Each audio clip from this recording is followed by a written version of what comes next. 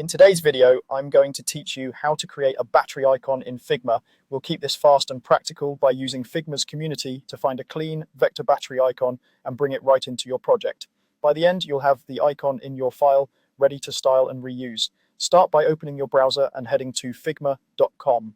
If you prefer the desktop app, that works the same way for this workflow. Make sure you're signed in so you can open and copy files. Having your project file open in another tab or window will make switching back and forth a little easier. On the Figma homepage, look for the community area. This is where designers share files, components, and templates you can use. Click into community to access the search tools.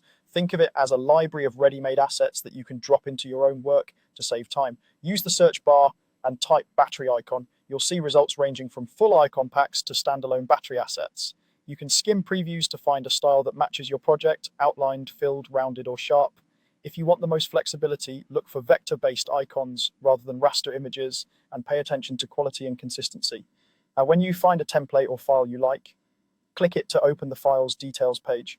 Here you can review a larger preview, check that it includes the battery icon you need, and make sure it looks clean at the sizes you plan to use. If the file includes multiple variants or states, that's a bonus. Next, click Open in Figma. The file will open inside your Figma workspace. Depending on the file, you may land in a view-only mode first.